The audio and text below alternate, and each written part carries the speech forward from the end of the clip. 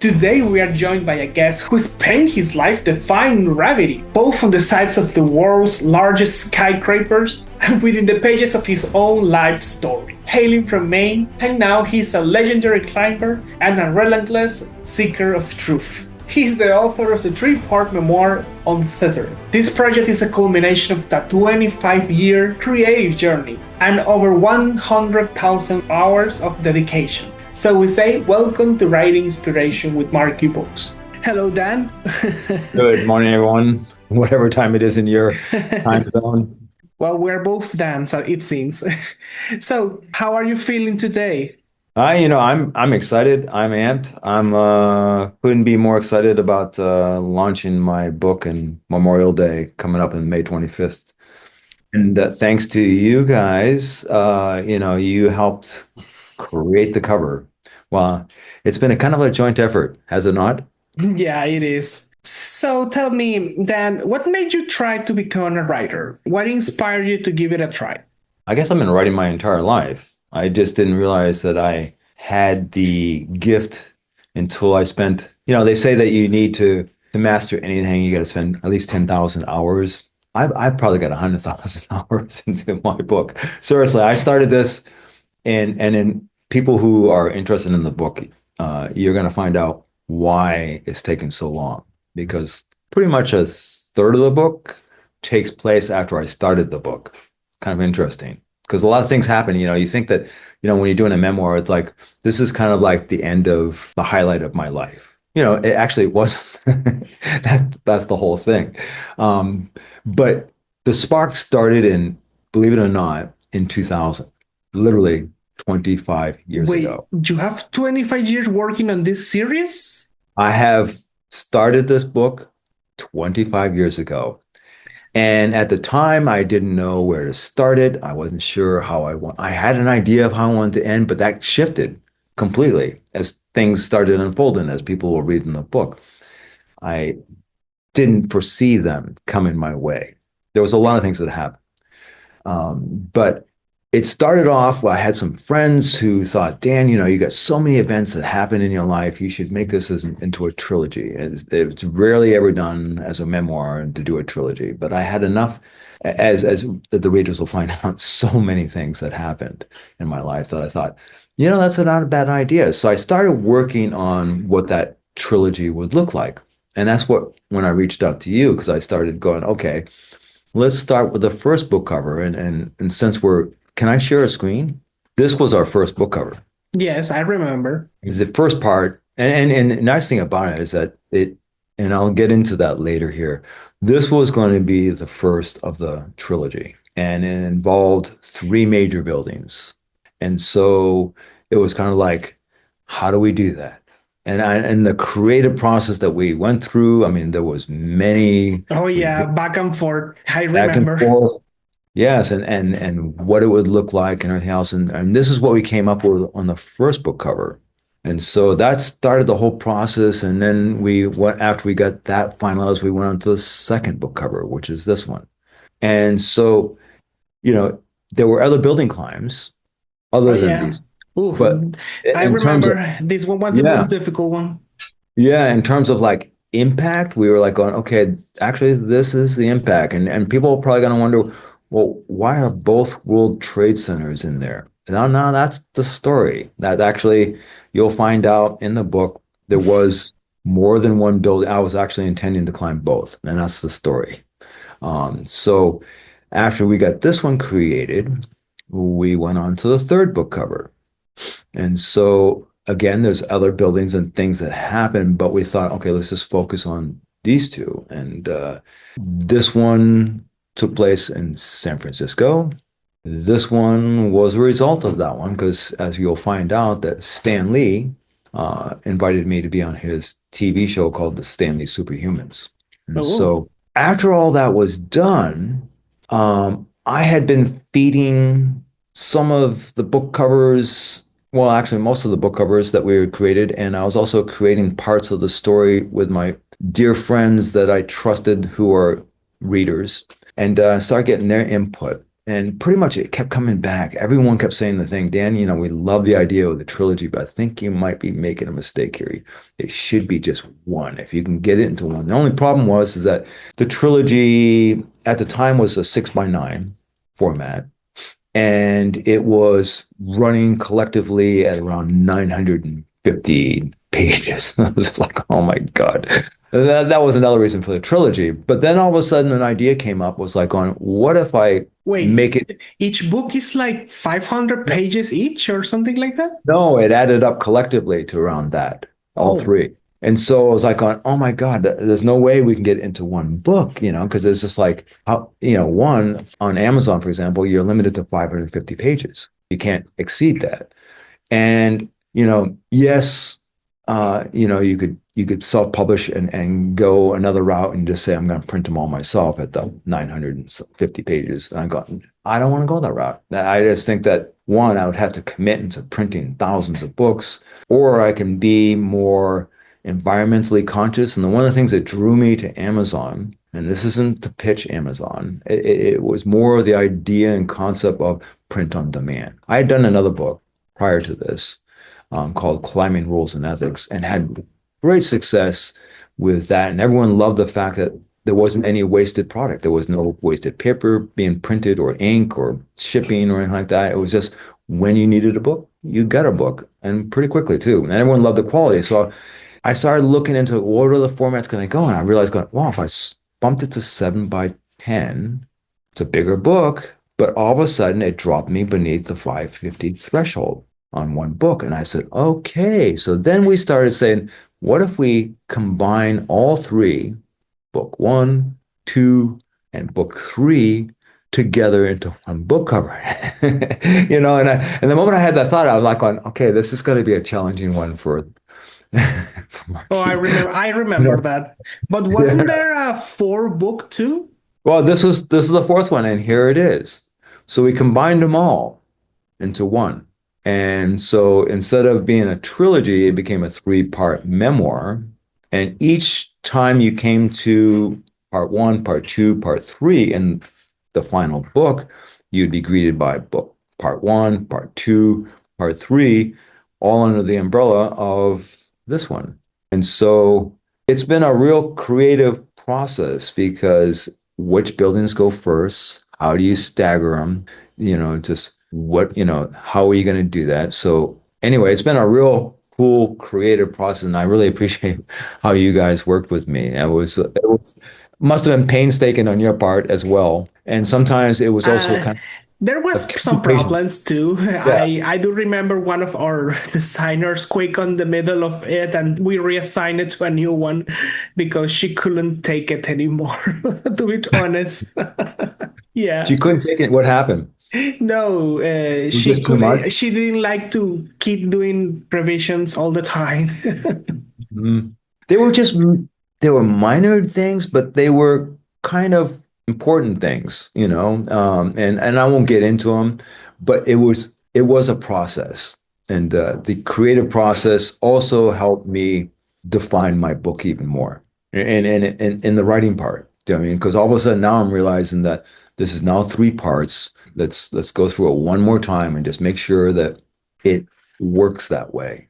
And because Yeah, when you start off as a trilogy, it can change how you end each part. Do you know what I mean? Because you're kind of like leaving a cliffhanger for the next one. Do you know what I mean? So people will come back and hopefully want to read your second book in your trilogy. But now it's all under one, which is good for the reader, because now they just buy one book and they get all three. I have a question.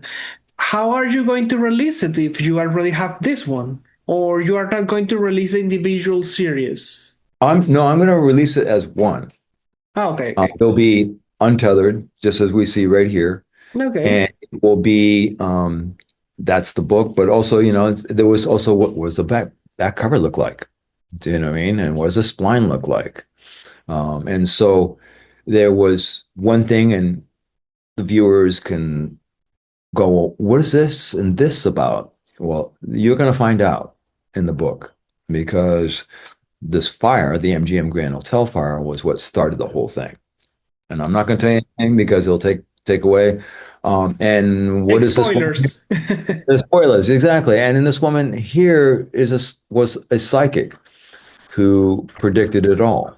And she pops up on throughout the book there and it was just, you know, the psychic prediction of this woman. I mean, here I am, and for the readers, it's like I was the least likely person to be doing all these climbs. Seriously. I mean, I was born and raised in Cape Orpus, Maine on a street called Fisher's Lane. Think about that. All my neighbors were fishermen. My father was a contractor. And so for me to be leaving the state of Maine, hitchhiking with a backpack on my back, that's all I had to my name. I hadn't even started climbing yet. And so to have this woman make all these predictions that someone would attempt to kill me, someone of great power would attempt to kill me in front of the entire world, that was unthinkable. I mean, I was like, you got to be thinking about someone else. It's definitely not me. And so the book takes you on this amazing journey into all these buildings that you see here. And this is only one, I two, honestly three, have four, many five, questions six. about that Yeah. that job too. Yeah, so there was double the number of buildings, and we're not even showing all my rock climbing free solos or other events, tragedy that happened along the way.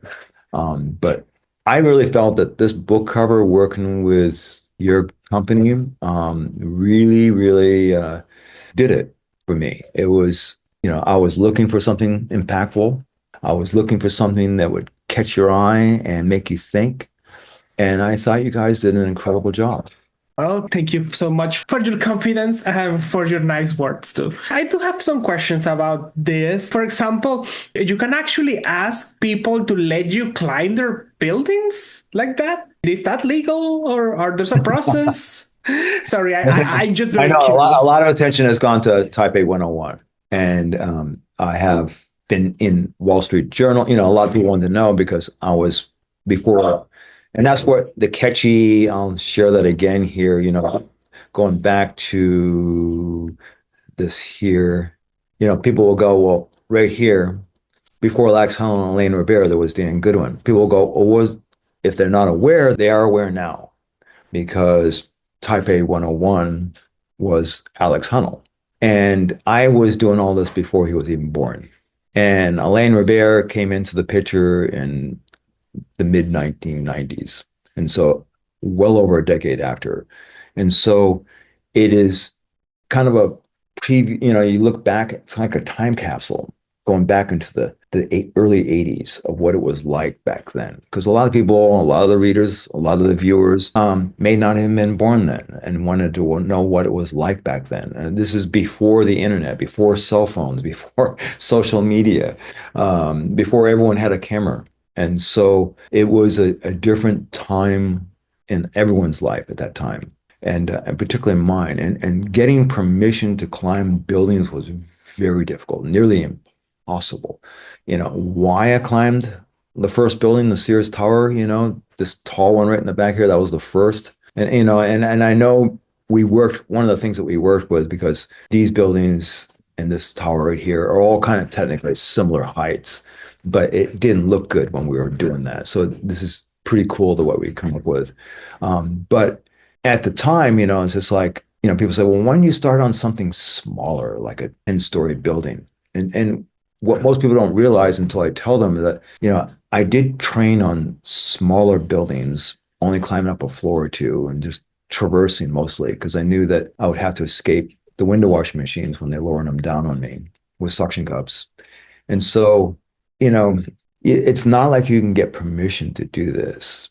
So I did it without permission, but I was always being respectful and mindful to do it on, like, for example, I chose holidays.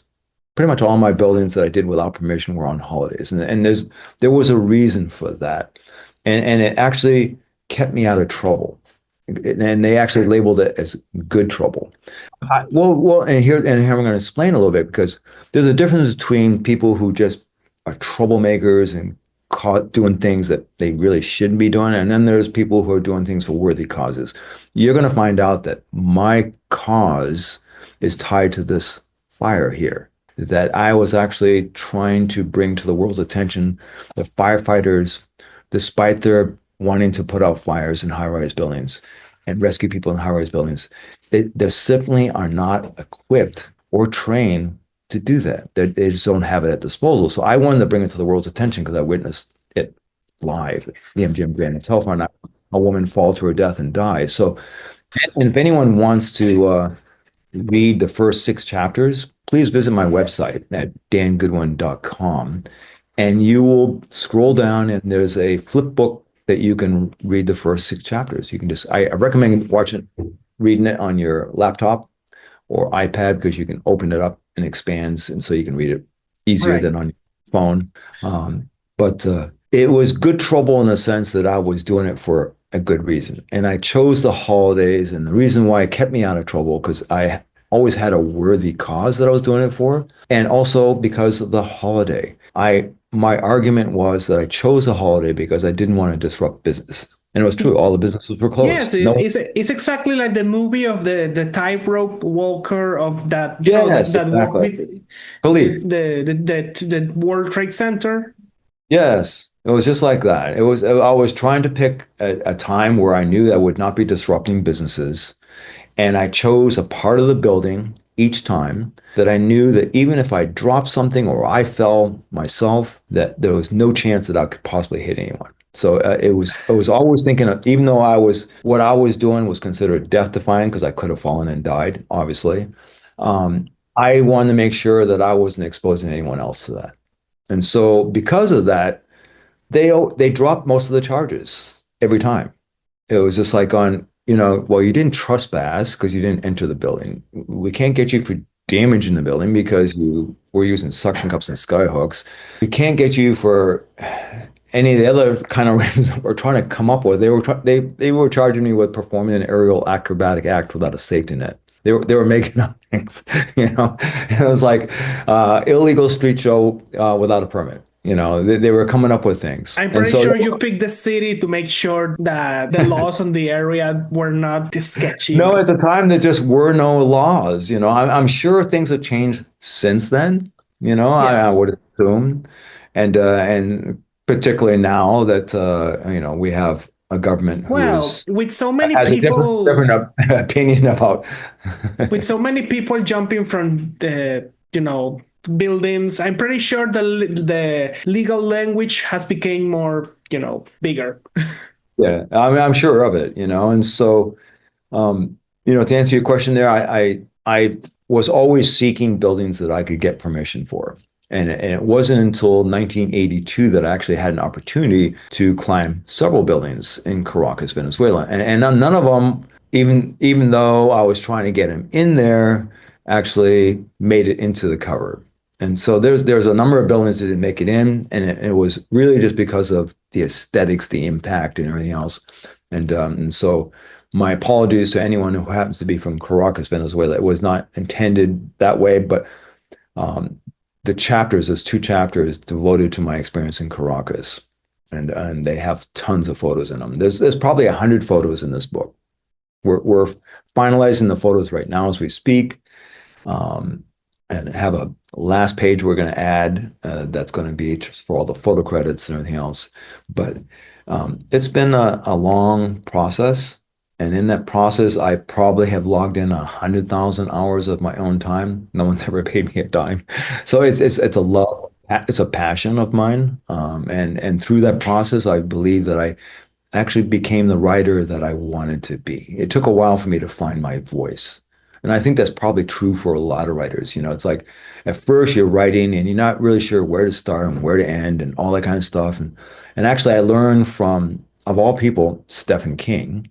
Right. Listening to him speak, he's the famous horror writer that actually has Mhm. written many books that have gone on to win Academy Awards, like Stand By Me. The One of his things that he said really stuck with me. When you're about ready to start a book, don't worry about the middle. Focus on the beginning, how you want to start it, and focus on the end, how you want it to end. And so I was doing that at the very beginning, but my ending kept shifting. like I said, shared at the That's beginning. the thing. The middle always changed the ending. Yeah. It sounds easy on paper for restoring your book, Yeah. but the moment you start writing the middle, you realize that it's not that simple. Especially if you don't have the discipline to keep a strict outline. Yeah, speaking of strict outlines, since so many things happen in that 45 years that I'm covering, that I had to create a detailed spreadsheet, um, detailing every single year, going through my records, going through every single thing that I could find. I have probably conducted um, at least 50 interviews with people that are still alive, fire commissioners, police commissioners, uh, people who were my trainers at the time, people who I had, on and on and on, just to try to make sure that I was getting the facts right. And at the same time, the cool thing about it was that, it's like memory is kind of a weird thing. It's like you think you can remember things that happened 10 years ago. Try going back 20 years ago, or try going back 30 years ago. Oh my God. And suddenly you may have certain memories that are clearer than others. And those conversations was very stimulating for me because it actually triggered memories that I had forgotten about. I was like, oh my God, you're right. I've forgotten completely about that. Thank you for bringing that up. Next thing you know, we're talking about that. And I'd have to go back to the book, find where I can insert that, be creative in terms of how I share that part of that story. And so the middle kept evolving. The beginning kept evolving. Even though I thought I had the beginning down, it kept changing. And it kept changing because I'm going, God, maybe I should start off with this because this would have more impact. Maybe I should start off with a psychic prediction. And I did that. And each time I would share it with my group. And I really recommend for all writers to find a small group. It doesn't have to be large, under 10, um, where you could literally share parts of your manuscript, not the whole thing because it's not done. Maybe it's just an opening, like I would just share the first couple of chapters just to get a feel. And when I shared the psychic one, they all loved the psychic part, but didn't feel like it had the impact that boom. It's like, oh, so I took that out. I said, okay, and now I don't want to get rid of the psychic prediction because it was so important. It really defined a lot of things.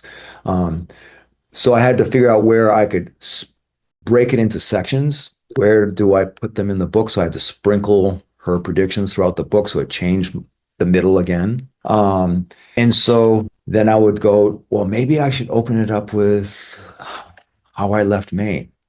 And because everyone was, well, how'd you get into climbing? I mean, that's kind of an interesting story.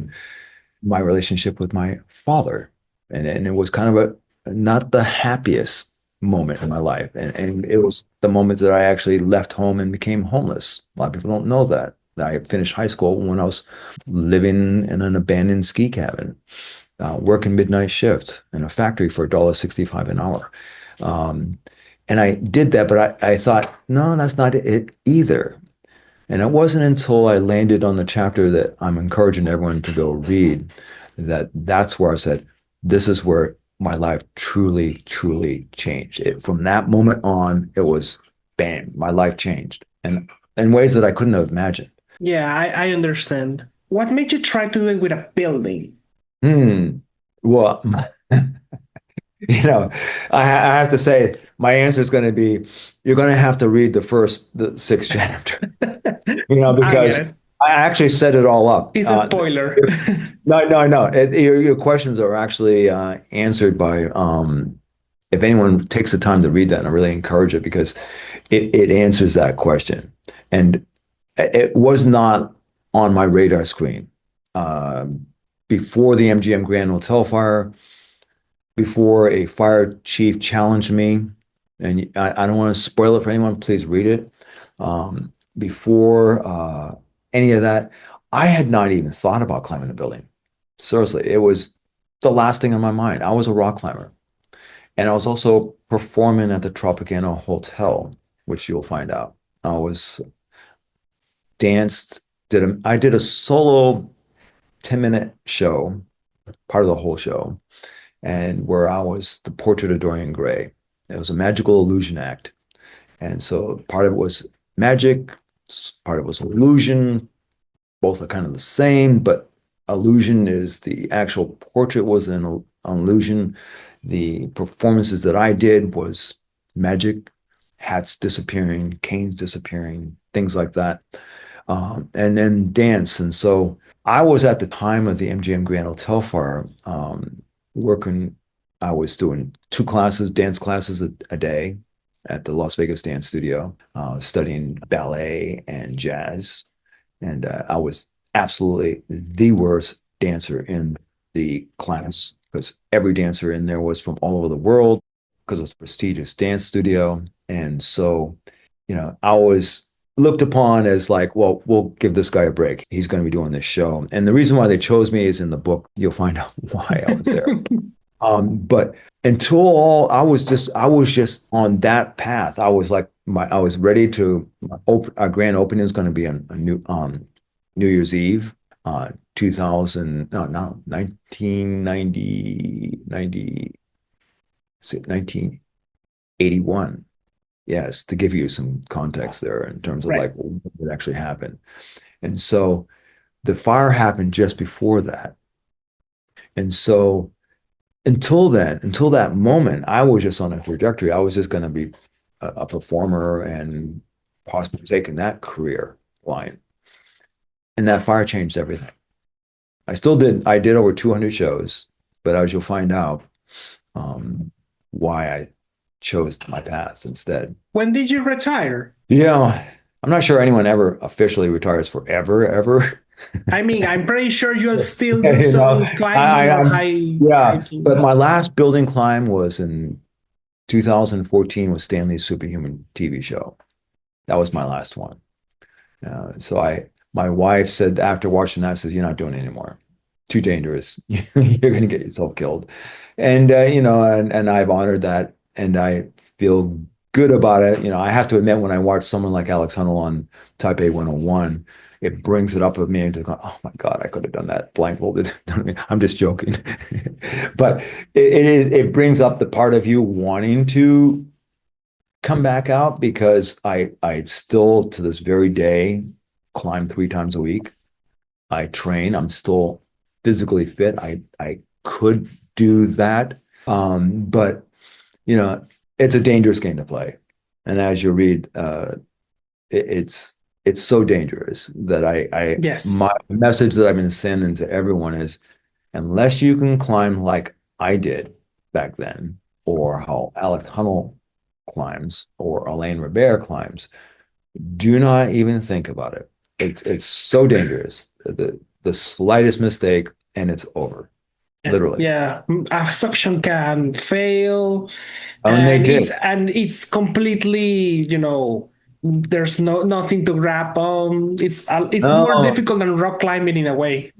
well, actually, it's funny you say that because most of the most of the climbers in the climbing community have said, yeah, because I was the first person to actually free solo these buildings like this. I free soloed a building down in Caracas, Venezuela, before tens of thousands of people for a TV company called Venivision. An unbelievable story in Caracas.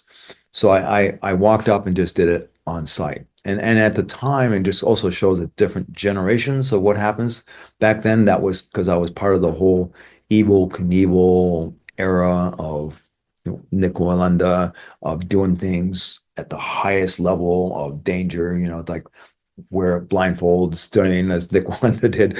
I wasn't doing that, but the highest level back then for me, and I tried to honor the climbing ethics back then, was that um, walk up and do it your first try.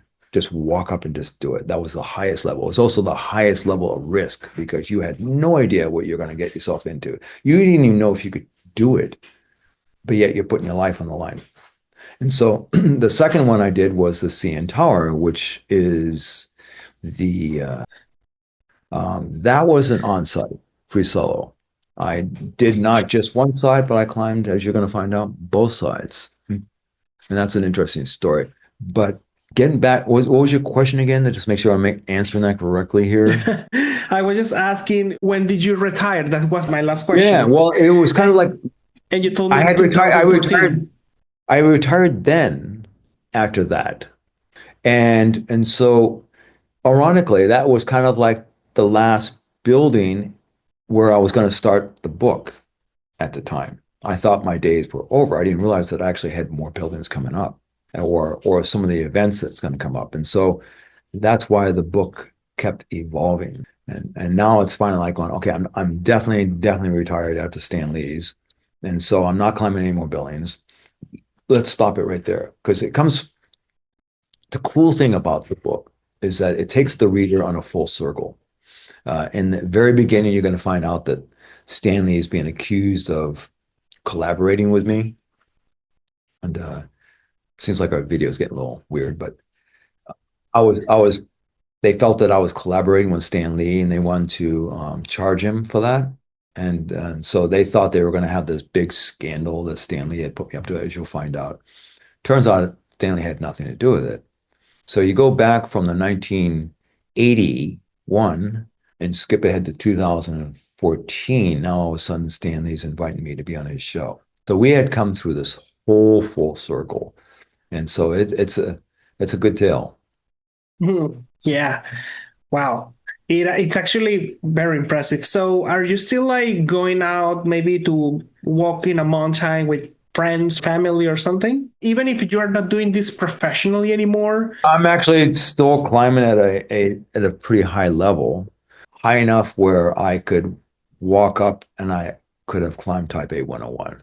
No problem. I would have done the difference between what Alex Honnold did, and this is not to despair him in any way whatsoever. We have different styles. Yeah, he top roped it first, and if you look at the videos, just top roping, you'll see that he top roped the entire building over and over and over until he could do this.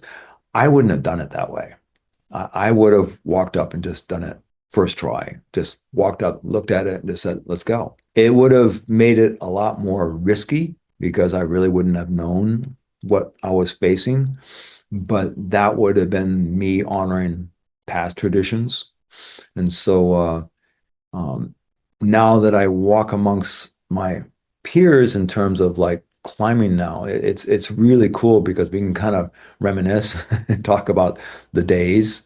But at the same time, I joke with all my friends now because I'm old enough. Pretty much everyone that I climb with is young enough to be my grandchild. So I'm 70 now. I just turned 70. And when I looked at the birthday cake and there was a number 70 on it, and everyone said, make a wish. And the very first thing I thought of, I want 70 more. Well, you look 50, so maybe it's Oh, possible. thank you. Thank you. And if people want to know what the secret to longevity, read this book because I give you clues all the way through of how you can become 70 years old and still be doing what I'm doing. Are Not you necessarily in millions, but just healthy and fit and happy in life. Did you share this with your family, like with your wife or something? All these lifestyle. Yeah, no, my wife's a climber. And she's actually a really good climber. And if I'm not careful, on any given day, she'll climb harder than me. The standing joke that I have with all my friends, because like I said, they're all younger than me, much younger than me, that I will be happy as I get older if I can just do their warm-ups. So that's where I'm at now. And so for me, it's instead of there's nothing for me to prove because I'll leave that to all the young hot shots now. I'm past the torch. You guys go for it. Same with Alex Honnold. It's all yours, dude. Go for it. And so now it's kind of like I'm smelling the roses now. My goal is to travel the world and climb all the most beautiful. I'm literally you're going to be seeing YouTubes that will probably later this year start popping up. I'm going to start doing a series of YouTubes of just the most beautiful climbing areas throughout this country and throughout the world. Climbs that the average person might be able to climb. Because there's a lot of great climbers out there that are posting the most amazing, seriously, the most incredible videos of their feats. I could not climb those routes. They're just so difficult now. However, the majority of climbers are climbing at a level much lower where I'm comfortably climbing at right now. I'm just enjoying myself, just enjoying the movement. And so I'm going to be showcasing all the most beautiful and spectacular climbs that they might be able to do. So if you're like wanting to go someplace, it could be Thailand, it could be wherever, and you say, I don't have a whole lot of time, but I only climb at this level, and I really want to get a great photo or video of that climb so that I can have something to remember myself. What would that climb be? I'm going to show them. So that's what I'm doing now. Okay, okay. No, it's okay. If you still have the time to keep climbing, I mean, you'll climb till your body said no, I suppose. Well, that's the whole thing about longevity. It's like people are always looking for the magic pill. There's no magic pill. What it is that whatever you did when you were young, people go, "Oh, when I was young, I could eat anything I want." And I go, "Well, that you're gonna have to change." But yeah, and I said, "Well, what were you doing back then?" And they go, "Oh, I was biking, I was running, I was doing this and that." And are you doing that now? And they go, "No." And I said, "Well, here's the thing about longevity. If you want to remain young, you got to continue doing the things that you were doing when you were young. The key is never stop." I never stopped. I just kept doing it day after day, year after year, you know, 40, 50, 60 years. I plan on doing this to the very last day that I can. And so my goal on my 100th birthday is like to climb El Cap in Yosemite.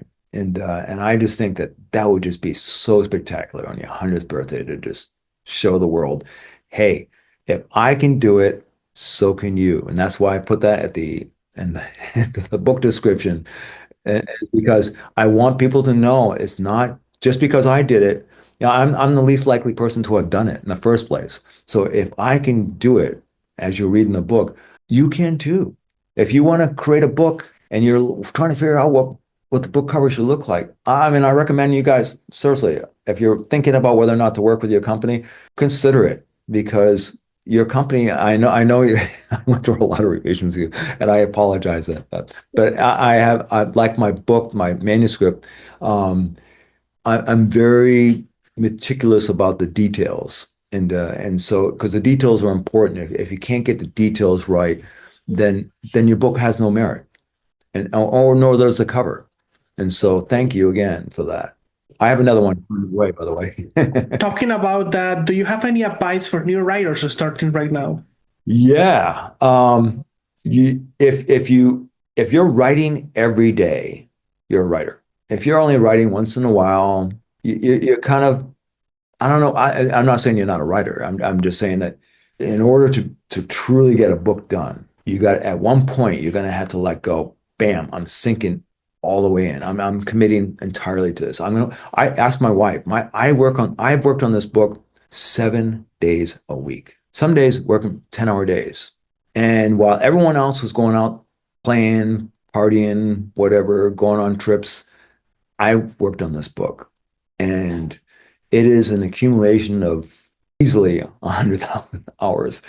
And so I'm hoping that my message to new writers is that if someone with no professional background, in terms like I didn't come from a background as a writer. It wasn't like my parents were writers. It wasn't like I went to college to become a writer. I just, one thing that I always loved was to read. So I read a lot of good writing. And and even people like Stephen King. I mean, if you want to read someone who's an amazing writer, oh my God. It may not be the genre that you're looking for, but if you want to have an example, there's one for you, Stephen King. And there's many, many more. I mean, I could go on and talk about that in a whole nother podcast, but because I enjoyed reading, and I recommend that keep reading, is that you got to do the same thing with writing. Writing is like an exercise of the mind. You got to keep, it's a muscle inside here. You got to keep active. That's just, and it is through that process, because you're going to start off, you're going to probably, in your own way, kind of like a musician who starts off and they're starting to get really good playing the guitar or whatever instrument it may be. And they are playing what? Other people's songs. That's how it starts. You will start off whether you realize it or not, it won't be your voice. It'll be the voice of Stephen King, for example. I mean, it wasn't that well using his voice, but my style would kind of emulate whoever I was reading at the time. Do you know what I mean? Not that you're copying them or all, but just the way they write, their style would influence you. And just like a musician, you listen to a song and you're playing the song, and if you're playing a song and you're writing something yourself, it still has a little bit of whoever you were just listening to. Um, with time, though, and maybe it's after you've banked your 10,000 hours. And I don't know when that's going to come for each writer. And for me, it might have been 10 years later, that I've logged in my 10,000 hour. And I'm 25 years in. But you'll find your own voice. You'll eventually find your own voice. And once you find it, you'll never go back because you suddenly realize going, I actually like my own voice. I like the way I'm communicating. And just like I'm talking right now, that's how I talk in the book. And so when you can do the same, then you got something. Okay, okay. That's fascinating. Do you have a story of how you named your book? What made you decide that title for your series? Untethered. I really started thinking about it. And seriously, it gets back to the opening chapter. Okay. So initially I was, and you'll read about my experience with my father when I left home and became homeless later in the book. It was initially in the beginning of the book. I wasn't sure if it was going to be the opening chapter or if it was going to be maybe a prologue I was playing with. And I just realized that when I left home, my life actually started in so many ways. I had literally had become untethered. And it started with that in order for me to become my own unique individual, I had to become untethered. And then I realized throughout the book, and I had many other titles. I had Canyons of Glass. And there was numerous other titles that I had come up with. And it was kind of catchy. I had other book covers that I had come up with, much simpler in design along with that. And so I realized throughout the book that even as you're going to read, here I had this amazing opportunity to be the star of the Tropicana Hotel. 200 shows with standing ovations with people like Siegfried and Roy and Liberace, all just standing ovation because they were just blown away. And so I could have gone down that path, but I chose not to, as you're going to read. And the moment that happened, I was untethered again. And something magical, and it happens periodically throughout the whole book. There's milestones that happen that you're going to read throughout my book where I become tethered.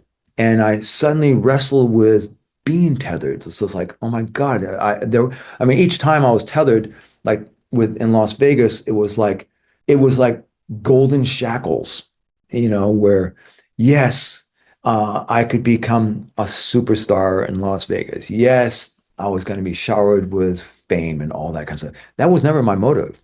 That was the irony of the whole thing. Even the producers of the show were saying, Dan, we can get you on Johnny Carson show. We can make you famous. Dude, that's not what I'm after. I ended up on the Johnny Carson show anyway. The funny part about the whole thing. But I did the same when I was in Chicago. You're going to read the story there where I had another opportunity of a lifetime, a really even bigger opportunity. And again, I felt like I was being shackled and it scared the heck out of me. I was the thought of all of a sudden not being able to live my dream, the thought of not being able to pursue these ideas that I had in my head. Were they even possible? And I knew that if I stayed and remained shackled, as wonderful as it was, I mean, who doesn't want to become a multimillionaire? Who doesn't want to have a beautiful house on the lake, for example? That's what was being offered in Chicago. Um, I chose to go climb the World Trade Center instead, as you'll read. Was it the best choice I ever made? I'll let the readers decide that. But again, getting back to the Why the Untethered title, that happened then, and then it happened again. It happens throughout the entire book. And so I came to the conclusion that the best title was Untethered. And success is the only option because something happens, it's like you hear that this thing about It's okay to fail. It is. That's how we actually learn. I mean, I have failed more times than you're going to see in the book than I can count, actually, on one hand. And so I realized there comes a point when you're untethered. And when you're untethered, like when you're trying to climb, people are going to relate it to thinking that I'm talking about the buildings or free soloing in particular, like when you're free soloing a rock climb for national TV. Um, I was untethered, no rope, no safety net. I could die. So most people are going to think that's the title, why it came into that. That is. Honestly, climbing, since I watched that James Franco movie, I kind of am afraid of climbing. But uh, it has a more symbolic meaning for me. It actually had to do with life because all of us, it's like, can find like going to school, for example, you want to become whatever. Maybe you want to be a doctor or a lawyer or whatever it may be. And you think that's the path you want to be on. And you get this job and you think this is it. I can't tell you how many people I've run into recently. It's like going, oh my God, it's just like they feel like they've signed they've enrolled into prison without realizing it. Yes, they get that job. Yeah, they're making good money. God damn, they feel like they sold out in one way or another. That you know, and so it kind of relates to that when you venture onto your own, and the reason why people go, where do you live now? I live in Mountain View, California now. And I've been here for well over a decade. And the reason why I chose this, you're going to find out. But it also has to do with the fact that Mountain View, California is Google land. It's Google's home turf. And most of the people in the area, surrounding area work for Google in some ways. But also, what people don't realize, there's a zillion startups. And they're all like satellites that just branched off from Google. And the thing is that working for Google, as much as they loved working for it, they felt tethered. And the moment they became untethered, they did their own startup. Okay. And the moment they became untethered, they also had another thing they had to deal with. Failure was no longer an option. Success was their only option. in your career, success means that. So, I mean, failure means that. Failure means death, but also in business, it can be the same. Your business is no longer existing. It just fizzles out and goes out. At one point in everyone's life, success is their only option. You just can't fail it. Whether it's your business, whether it's your relationship, and you really care about your family. It's just like, failure is not an option. Success is the only option if you truly want to have that. So that's where that all the double meanings come from that. Seems like you have a lot of you still have to say. Are you planning to work on a new series or something different? I've got like 10 more books in the pipeline. So you guys, I'm going to keep you guys busy.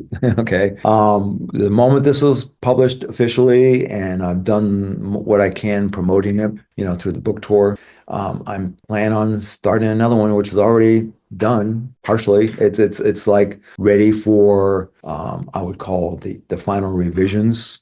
And I'll tell you more about that later on another podcast if we do that together. But Oh, that will be I great. have, It seems we have a yeah. lot of topics. Yeah, I have more books coming your way, and the next one I think you're all gonna love, and it's titled "Lord of the Boards."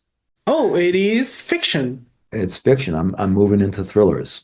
Oh, well, this is, Oh, well, actually, as a fan of Steven, makes sense. yeah. Well, here's the thing. It's like I've been involved in extreme all along, and so as you'll see that I have created the craft. I believe I've crafted the ability and with words to be able to, as close as possible, make you feel like you're on the side of the building. That's the whole thing. And I realized going, all these thrillers that I've been working on, actually I was working on before this book. And so I had written a whole bunch of screenplays and had option two.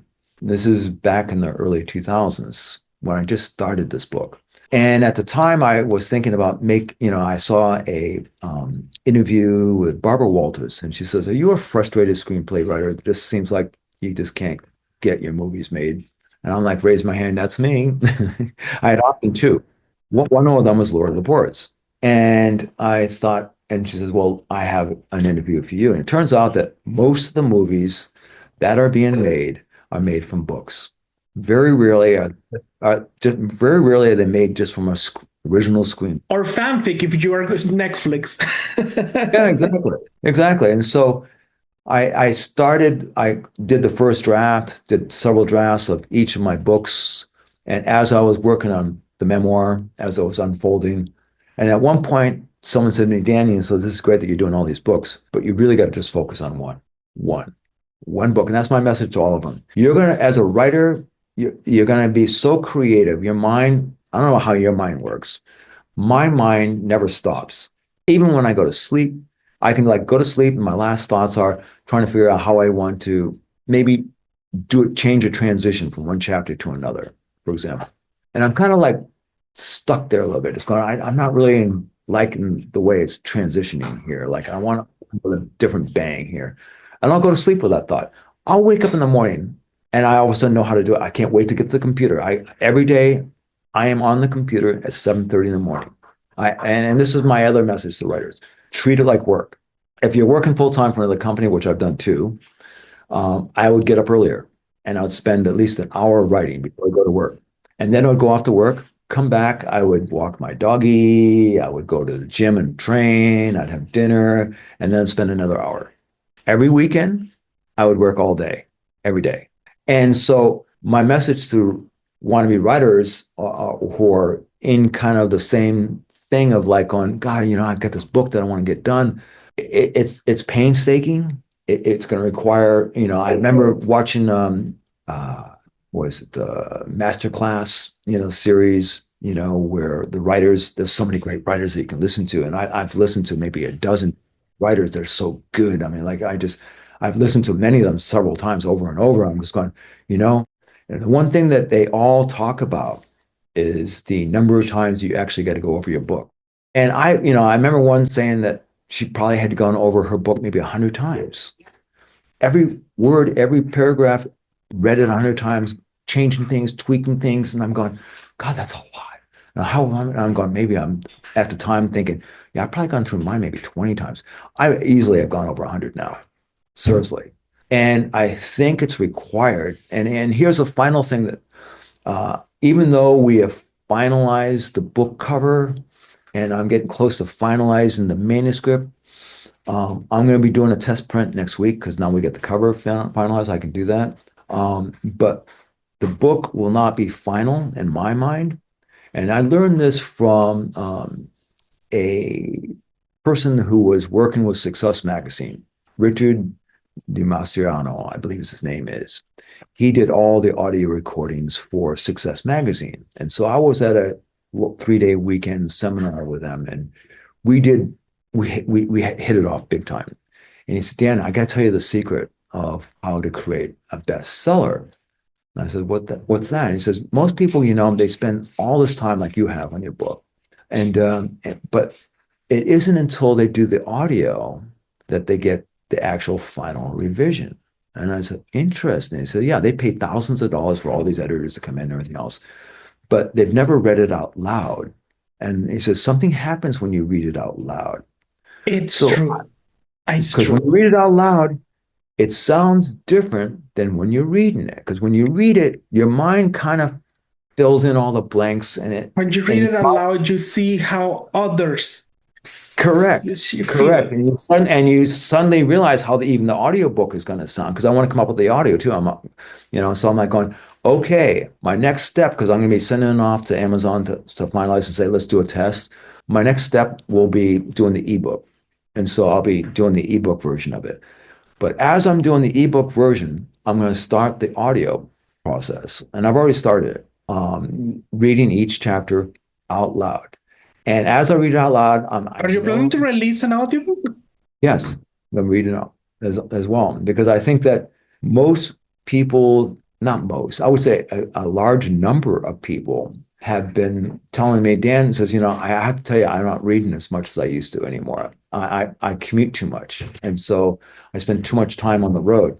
More people are listening to audio these days. But if you don't start with the written, you're not going to get the audio. And if you don't do the written and get that published, they're not going to be, it's not a published book yet. So you have to do The other two first, the written, the ebook. And once you get those tweaked just the way you want, and if you're reading it out loud at the same time, by the time you say, like for me, Memorial Day, I will have the audio ready. And now I know that every single chapter reads out loud well because I just did the audio. And so the reason why I'm only releasing the first six chapters, that even may tweak more as I do the audio final. But it will give you a glimpse of where I'm at right now. And I have 4 months left before the book gets published. And so for me, the clock is ticking. It's like a race. I know every day counts. And so I'm not going to be wasting an hour unless I'm spending time talking with people like you, where I can share what I'm going through.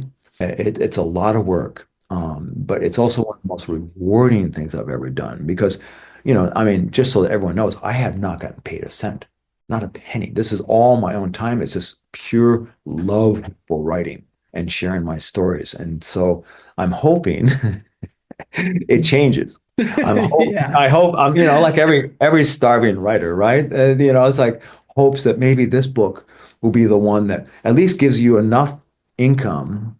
You're not, maybe it's not going to make you into a multimillionaire like some of these writers who get paid huge sums of money. That's mostly because they make movie deals, but yeah. At the same time, and they have publishers and everything else. And seriously, if there's a publisher out there that listens to this and reads the first six chapters and says, Dan, actually, we would be interested in publishing a book, I'm all for it. Seriously. It's just that when you're going through the whole writing process and the creative process, trying to pitch your book to agents and trying to get a publisher at the same time is like almost ridiculous because it's just like, one, and this is not to say bad things about agents, but 99% of them that I've been reaching out to don't even give me the time of day. I mean, they don't even, I mean, you might get a rejection letter. Most of them just ghost you. You don't even know if you're even guzzling. And so you almost I feel like I'm just wasting my time. It's just like, okay, one, you're basically, and this is not to say bad things about agents because there are good agents out there, but it's almost like dealing with realtors. They didn't build the house. They didn't, you know what I mean? It's just like the agent didn't write the book. They're not even the ones that's going to publish the book or sell they're just, all they're going to be doing is making the connection with the publisher. So, but here's the bad part about it is that we're now in a place in our history of writing, and it's been like this for a while. You cannot pitch your book to a publisher. They will not accept a single manuscript unless you go through an agent. So you got to have an agent. It's like unless you imagine if you couldn't sell your house yourself, and the law was, well, you can't sell your house unless you go through an agent. So you got to go through an agent, and therefore you got to give them tens of thousands of dollars just to sell your house. It's kind of like that with a book publishing. It's just like okay, you're telling me that I have to go through an agent to be able to publish my book on your platform? That's sad. And I think someone needs to change that a little bit. So I'm not going to fight. I'm not going to be the one that's going to cause a change. But am I open to it? Heck yeah. Don't worry, the change is happening, even if it doesn't seem like that, because it's so easy. Well, not really, but you understand what I mean with this. It's so easy to self-publish that traditional art is dying, to be honest. I think it is too. I mean, we still all see the big name publishers. And in a way, it's kind of like their fault. I mean, the technological advance helped, but it was always so difficult to deal with traditionals that only like, I mean, 10 from 1,000 gets the deal. It's very difficult, to be completely honest. So that's why most people these days prefer self-publishing. Most of my guests in this podcast are self-published authors. Yeah, no, it's kind of like even with the same as happening across many platforms.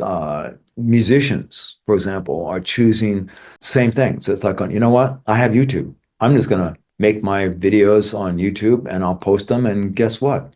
I'll get my own record deal that way. Or maybe I'll just publish my songs myself. And I would say there are even agencies. There are YouTube agencies for musicians too these days. Yes, I think you touched on it.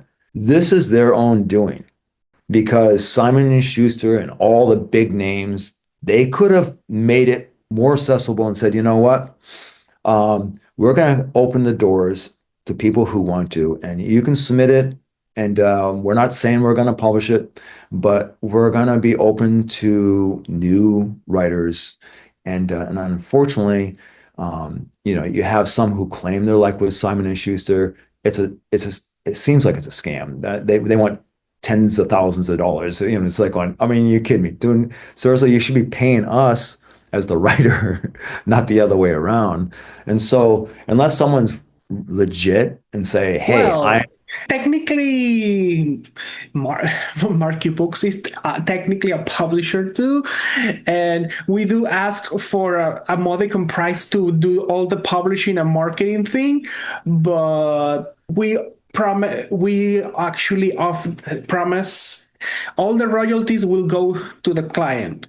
Every single royalty. Once the book is out and we finish the marketing campaign, everything is settled there, and all the money you gain after that is yours and only yours forever, evermore. no, it's super cool. That is a super cool what you're doing. Yeah, no, and how did you guys get started? And the question I have for you that everyone's been asking, how are you guys, and I'm going to share the screen again here.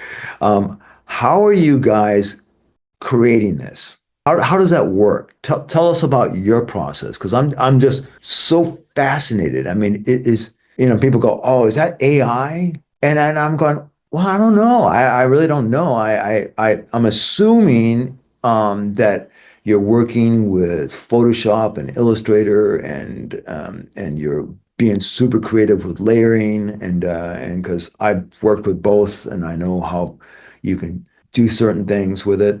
And I was just curious how you guys do it. Of course, you see, we don't really actually use AI, but there's like a part of AI that it's okay to use, at least in my standards, that you can generate certain piece of the composition to make sure that to fill certain gaps because there's a limit on things that you can take from internet.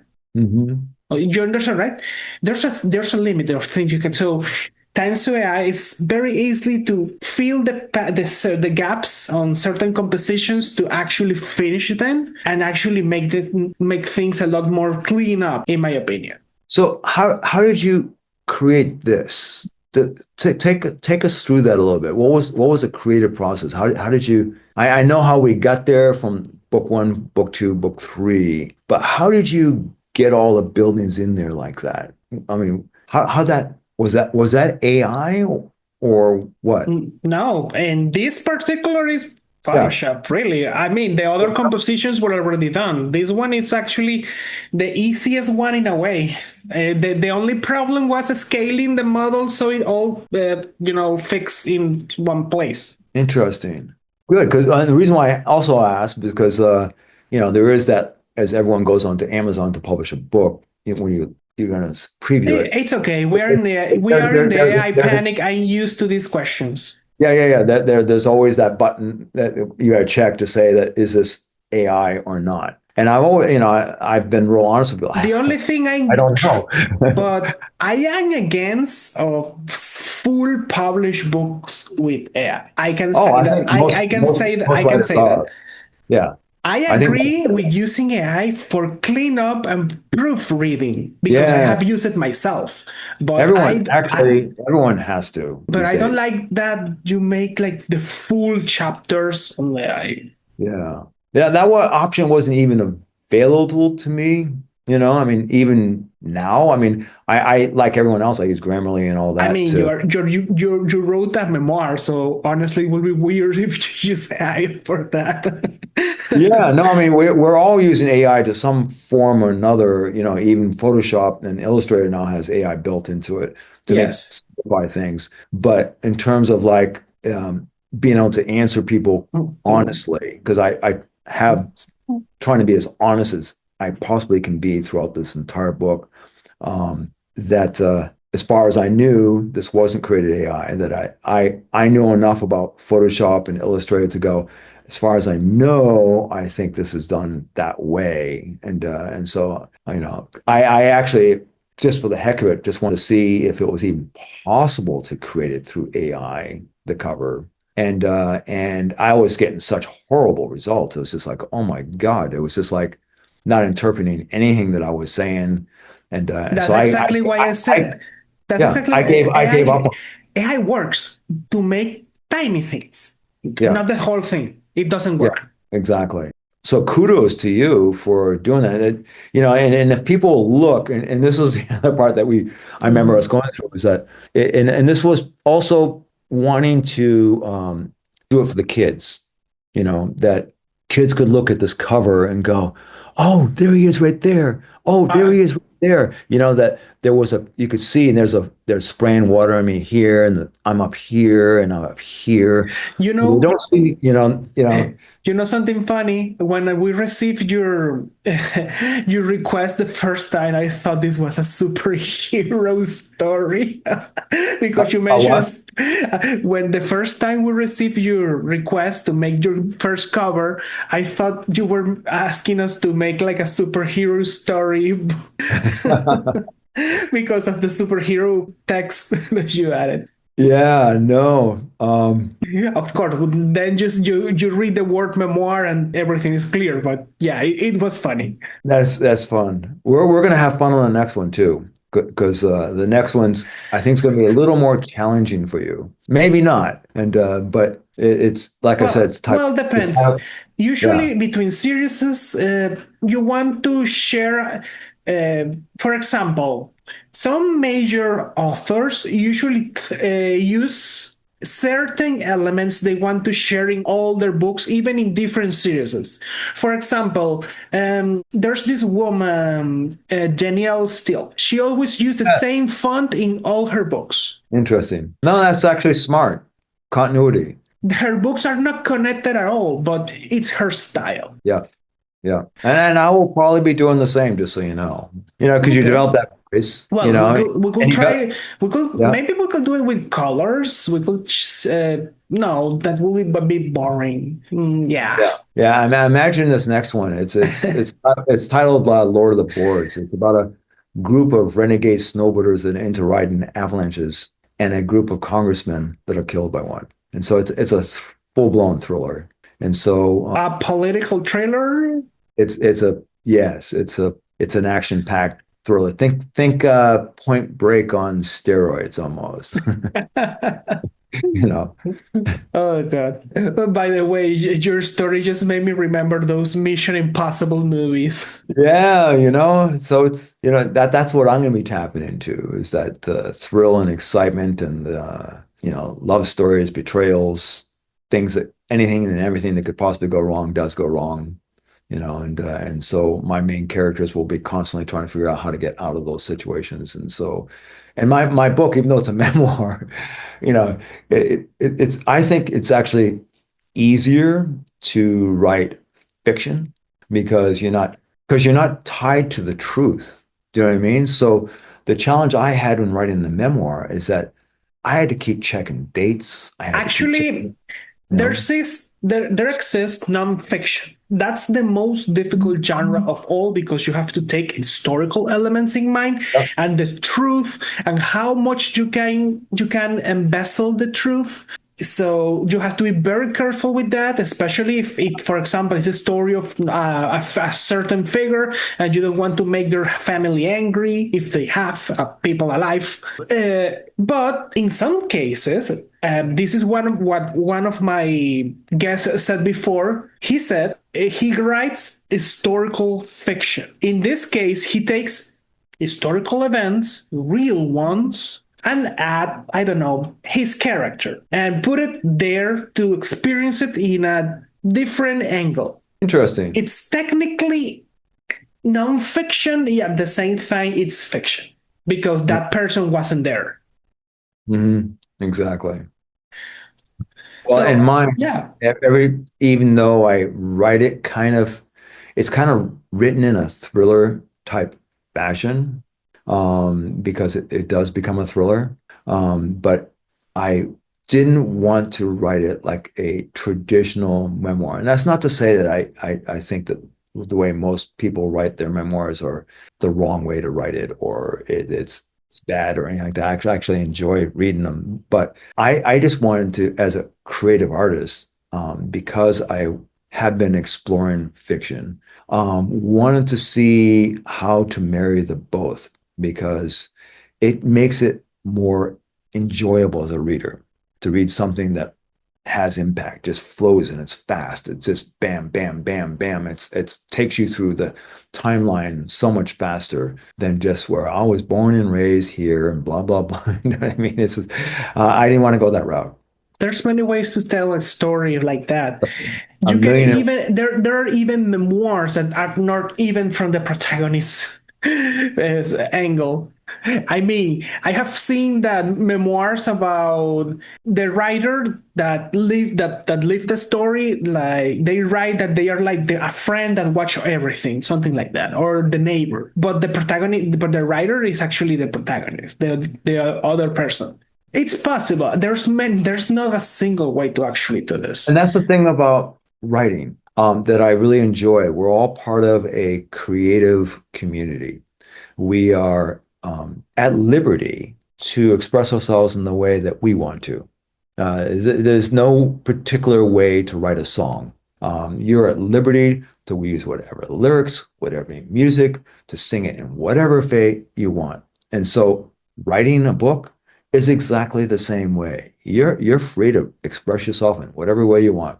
And the readers will tell you whether or not it's a hit, you Right. know. So, changing topics a little bit because I realizing it's actually it has been like 1 hour and 30 minutes already, We but can stop anytime. there was a lot of to talk about. I wanted to ask you, what are your plans for the future? Are you planning to go to an event to promote yourself, maybe a signing or something like that? I plan on doing book signings all across the country. You Oh, know, since I was in Chicago and climbed several buildings there, I definitely plan on potentially launching from there, doing the book launch there. There's New York, there's Toronto, Canada, where the CN Tower is. There's San Francisco, where I climbed another building. There's LA, where I climbed another building. There's in Dallas, Texas, where I climbed another building. They're all over. So I will probably, I'm in the process right now of trying to set that up.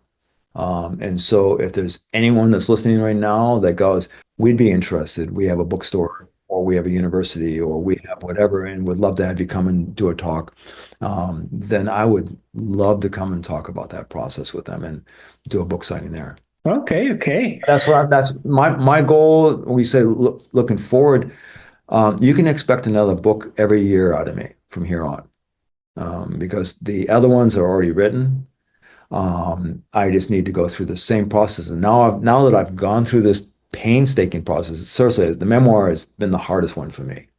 Um, right, makes but now sense. that I'm almost through that process, I still have to do the audio and maybe some final revisions.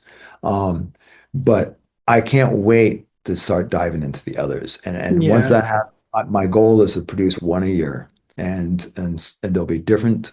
I'm releasing on Memorial Day, which is May 25th, 226 here. So it's coming up in about 4 months. And Okay, so, okay.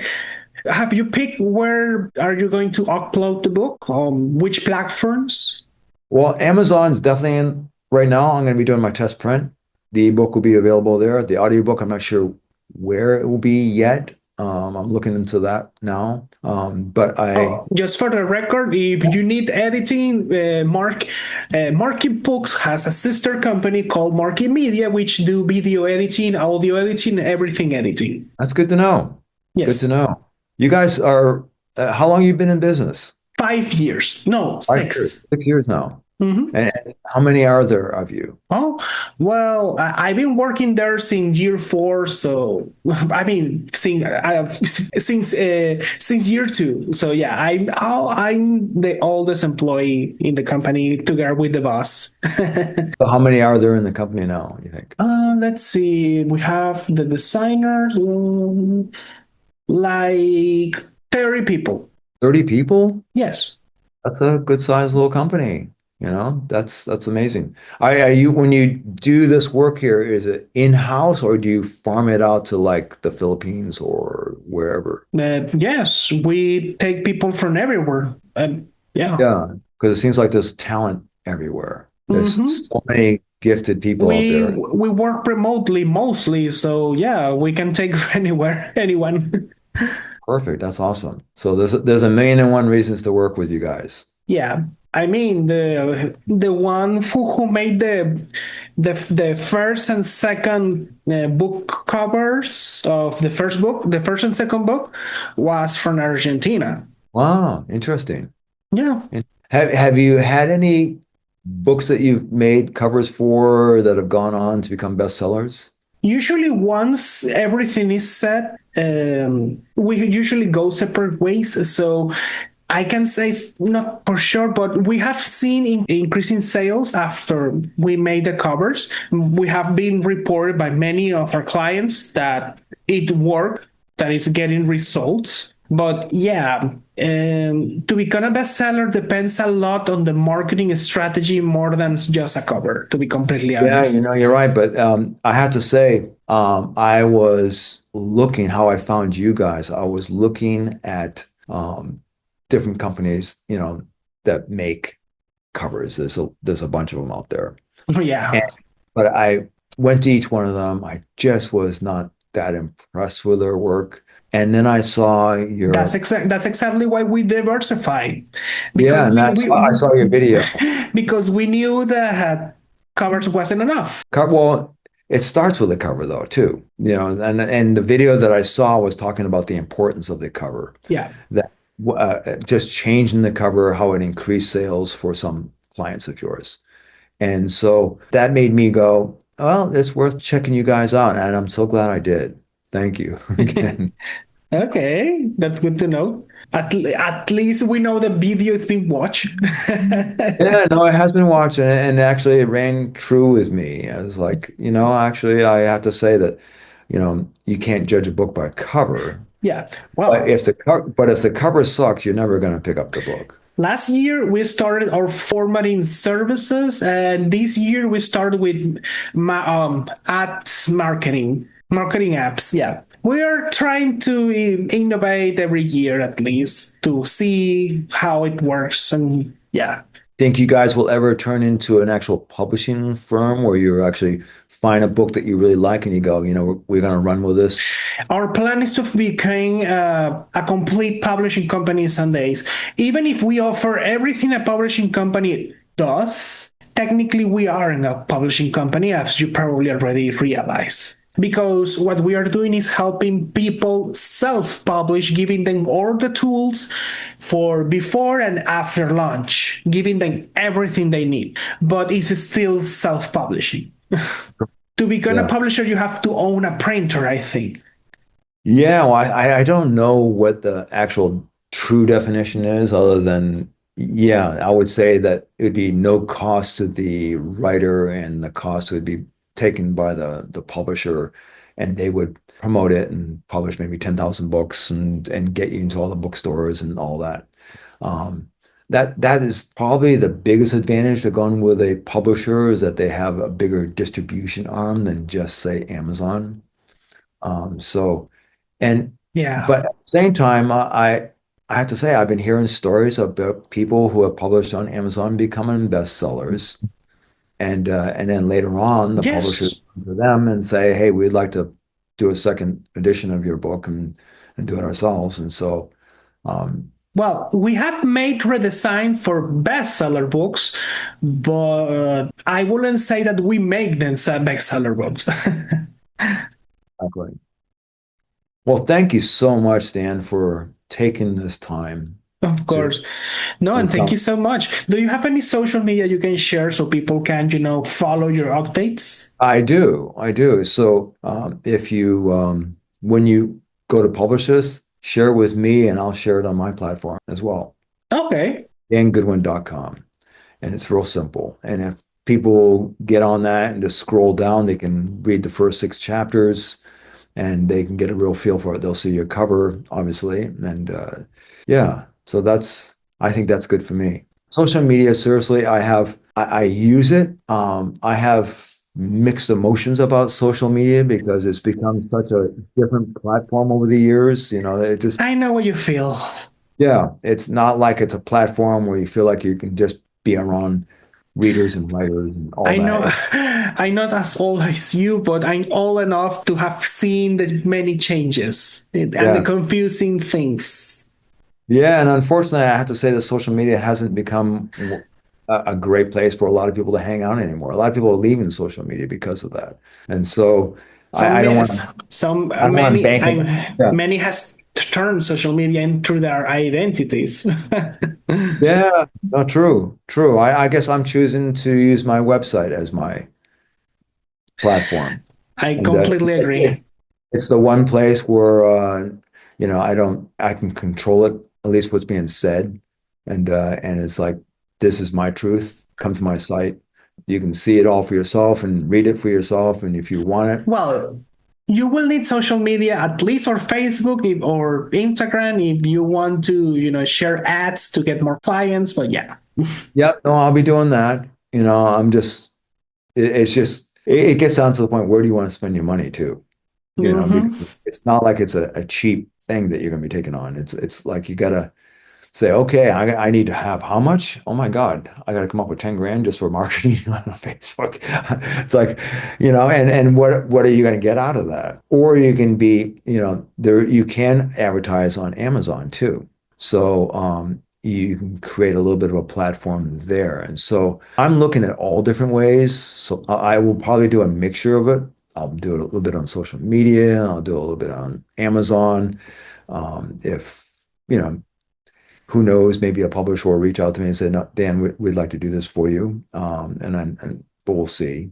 But at the same time, if it's just me and I'm just self-publishing, then I have to see, because it's not like I'm some wealthy guy that can just throw money at this. I like call myself the starving artist. I'm living, just getting by well enough where I can support myself as a writer. Right. Um, but to throw down a lot of money towards these things, you have to look at it and just go, well, that's hard-earned money. Do I want to spend that money on, and what are you going to get in return? It's like, if you spend $1,000, are you going to get more than $1,000 back in book sales? You know, Hmm. Amazon, well, not Amazon, but Facebook wants you to think that, yeah, you'll get more than that back. And well, it turns out, because I've been talking to other writers, and it'd be interesting to see what other people think, that there's a lot of bots that Amazon uses, not Yes. Facebook uses, I should say. And they get them from Hmm. the Philippines and all these other places for a penny a like. So you may think that you're getting all these likes and everything else. And you may have paid for that marketing campaign, but they're not real. It doesn't convert into a sale. And so, unless you're getting that conversion, it's a total waste of money. I Whereas, agree. like for example, on Amazon, if someone is expressing interest, well, we already know they're interested in reading. They're on Amazon's platform for books, I mean, or ebooks or whatever. So you already get them interested. Whether or not it converts into a sale will depend on whether or not what your sample is on Amazon or my website. I'm trying to do the same. Is excites them, and if they read it, I want it to just stand on its own. You'll want to read it. So otherwise, it's a waste of money, right? Mm-hmm. Well, Dan, thank you so much for joining us today and for this episode. We did talk a lot. Yes, we did. We covered a lot, and I Yeah, hope that actually. at the end of it, there's something that your readers, your people who maybe want to use your company, can get from it. Hopefully, it I helps them. hope so. Helps them with their process as well. Of course. Take care, Well, man. well, thank you. Until the next one. Yeah, of course. Well, thank you so much for joining us on another episode of Writing Inspiration with Marky Books. Thank you, Dan, for coming and joining us today and for doing this Okay. with us. Oh, if anyone wants to hold it before we stop here, if anyone wants to see the website just so they can see there, you getting that now? Yes, I can see it. Yeah, this is the website. So anyone who wants to come to visit my website, you can see the book. You can sign up. I recommend signing up so that you can find out about And if you're interested in a book signing, please sign up and send me a message. I got some videos there. Also, you can go through the flip book. And so you can literally go through the book and read, and you can see how part one shows up right here. Wow, And I, your website is actually quite pretty. yeah, no, it's a great website. It's a fantastic website. And you want to know more about me, you can go to here and you can see all my building ascents here and all my free solos that I've done here. So yeah, no, it's got a lot here. DanGoodwin.com. Okay. Yeah. Well then, thank you so much again. Take See care. you. Bye bye. Well, thanks for coming and joining us today. If you find this episode inspiring, like, subscribe, and share this video. And give Marky Books a try in the link below. Thanks for coming and joining us today, and hope we can see you later. Bye.